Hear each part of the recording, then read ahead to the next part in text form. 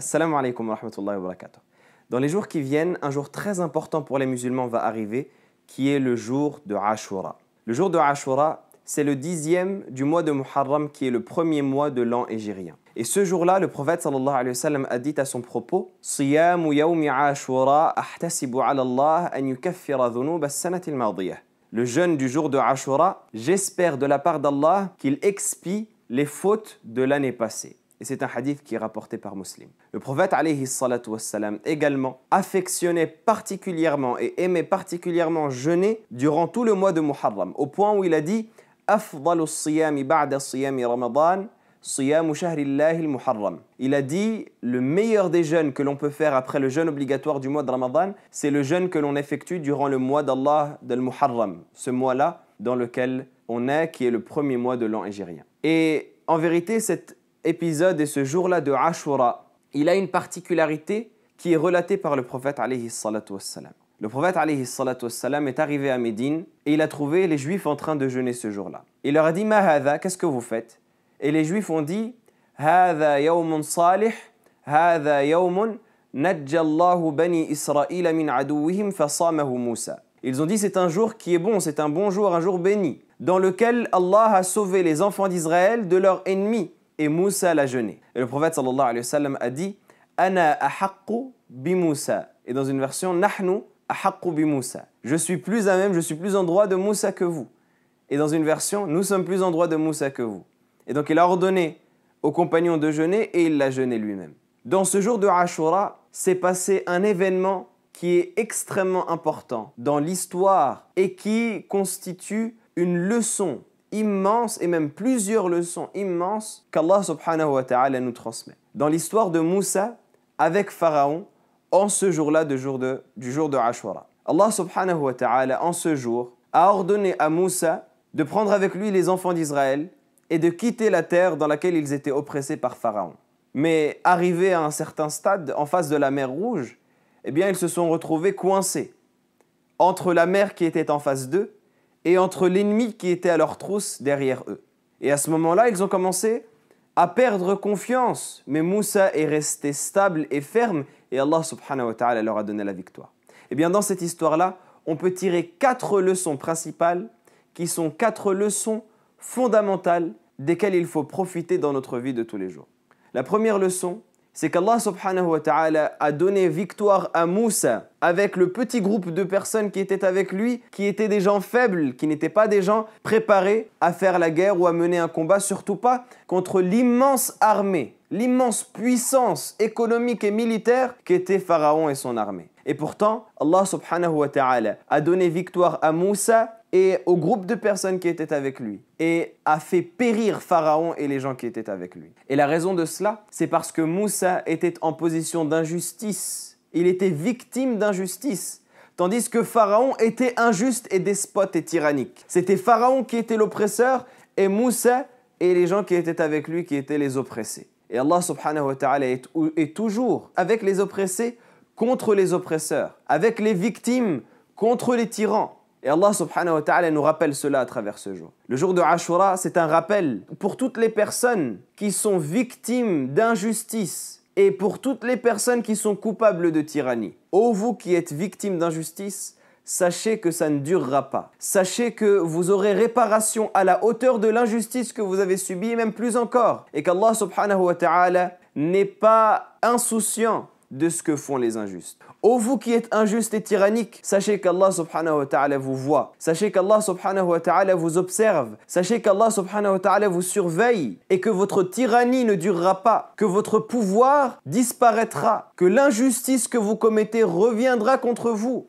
Le prophète sallallahu alayhi wa sallam nous dit « Inna Allah la yumli lidh-dhalim hatta idha akhadhahu lam yuflitah » Certes, Allah laisse faire l'injuste jusqu'au moment où il l'attrape, il ne le rate pas. Allah subhanahu wa ta'ala sait ce que l'injuste commet, sait ce que le tyran commet, sait ce que le despote commet et il lui réserve une fin douloureuse plus rapidement et plus tôt que ce qui l'attend. Le deuxième enseignement dont on peut profiter durant le jour de Ashura, c'est que Moussa alayhi salam, comme on a dit, était à la tête d'un groupe de personnes qui étaient faibles. Il avait avec lui des vieillards, il avait avec lui des femmes, il avait avec lui des jeunes, il avait avec lui des enfants. Et Pharaon était à la tête d'une armée qui était l'armée la plus puissante de l'époque. Et pourtant, Allah subhanahu wa ta'ala a donné la victoire à ce groupe de personnes qui étaient faibles et a fait périr cette armée surpuissante. Et ça montre que si Allah subhanahu wa ta'ala est avec toi, tu n'as à craindre rien ni personne. Tu n'as rien à craindre tant que Allah subhanahu wa ta'ala est avec toi. Parce qu'Allah azza wa jal, c'est lui qui décide à qui est-ce qu'il donne la victoire et à qui est-ce qu'il la reprend. À qui est-ce qu'il inflige la défaite et qui il en préserve.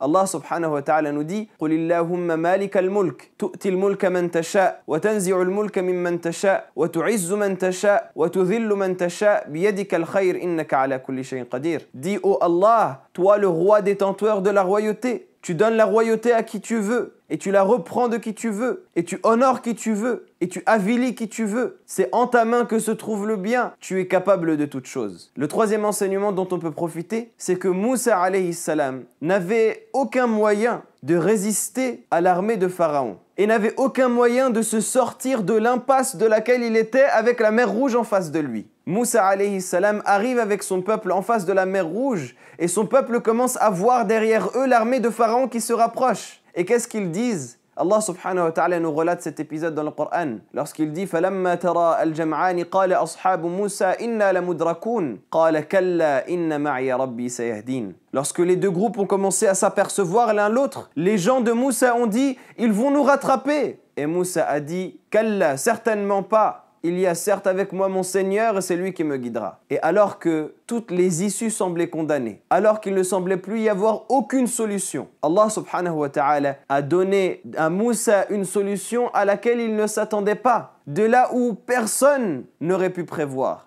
Le prophète Allah subhanahu wa ta'ala nous dit فَأَوْحَيْنَا إِلَى مُوسَى أَنِ اضْرِبْ بِعَصَاكَ الْبَحْرَ فَانْفَلَقَ فَكَانَ كُلُّ فِرْقٍ كَالطَّوْدِ الْعَظِيمِ. Nous avons alors révélé à Moussa, frappe la mer de ton bâton. La mer s'est alors fendue en deux et chaque partie était équivalente à une grande montagne. Ils se sont introduits dans ce sillon qu'il y avait entre les deux parties de la mer Rouge et lorsqu'ils sont arrivés à l'autre bord du rivage, eh bien, la mer s'est refermée sur Pharaon et ses gens. Qu'est-ce que ça nous enseigne? Ça nous enseigne que dans notre vie, on peut avoir des situations dans lesquelles on pense qu'il n'y a plus aucune solution, que tout est condamné, que toutes les portes sont fermées à notre visage, qu'on ne peut plus se sortir des problèmes dans lesquels on est. Mais il est de notre devoir de nous rappeler qu'Allah subhanahu wa ta'ala est avec nous et qu'Allah azza wa jal aide ceux qui placent leur confiance en lui. Allah subhanahu wa ta'ala nous accorde des issues auxquelles on ne s'attendait même pas pour peu qu'on place notre confiance en lui. Allah subhanahu wa ta'ala a aidé Moussa dans cette situation où tout jouait en sa défaveur. Tous les éléments étaient réunis contre lui. Derrière lui, il y avait une armée qui l'attendait. Et devant lui, il y avait une mer infranchissable. Et pourtant, Allah azza wa jal lui a accordé une issue. Alors sache que dans ta situation à toi, si tu sens qu'elle est difficile, si tu sens que c'est difficile pour toi de supporter, eh bien Allah subhanahu wa ta'ala t'accordera une issue si tu as confiance en lui. Et le quatrième enseignement duquel on peut profiter, c'est que Allah azza wa jal nous rapporte que Pharaon, lorsqu'il s'est vanté devant son peuple de ses richesses, il a cité parmi ses richesses les fleuves qui coulaient en dessous de lui. Allah subhanahu wa ta'ala nous dit, relatant ces propos de Pharaon, وَنَادَى فِرْعَوْنُ فِي قَوْمِهِ قَالَ يَا قَوْمِ أَلَيْسَ لِي مُلْكُ مِصْرَ وَهَذِهِ الْأَنْهَارُ تَجْرِي مِنْ تَحْتِي أَفَلَا تُبْصِرُونَ. Et lorsque Pharaon appela son peuple en disant, ô mon peuple, n'ai-je pas la royauté sur l'Égypte tout entière et ces fleuves qui courent en dessous de moi, n'observez-vous donc pas? أَمْ أَنَا خَيْرٌ مِنْ هَذَا الَّذِي هُوَ مَهِينٌ وَلَا يَكَادُ يُبِينُ. Ou ne suis-je pas meilleur que cet homme qui est méprisable en parlant de Moussa alayhi salam et qui ne sait pas s'exprimer? Et Allah subhanahu wa ta'ala l'a châtié par l'objet même duquel il se vantait comme faisant partie de ses richesses. Allah subhanahu wa ta'ala l'a châtié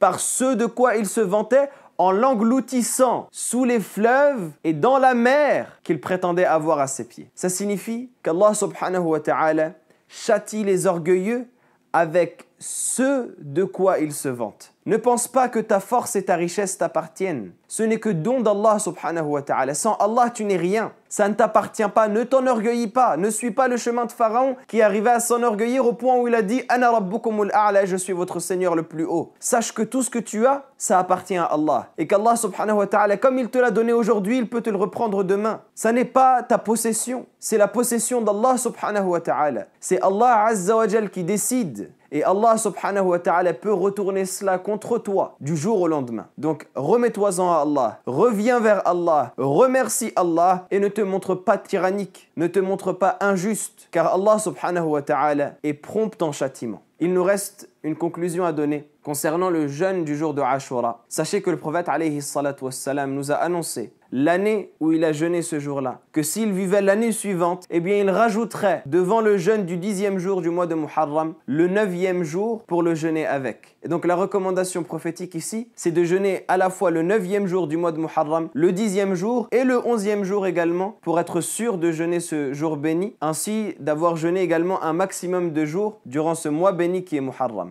Également, il est recommandé, selon les savants de l'école de l'imam Malik notamment, de faire un maximum d'invocations, d'évocations, de demander pardon à Allah subhanahu wa ta'ala, de donner des aumônes durant ce jour-là de Ashura et de montrer notre reconnaissance à Allah subhanahu wa ta'ala pour tous les bienfaits qu'il nous a accordés. On demande à Allah azza wa jal qu'il accepte de nous et qu'il nous permette de profiter des enseignements de ce mois béni. Wallahu a'lam. Wassalamu alaikum wa rahmatullahi wa barakatuh.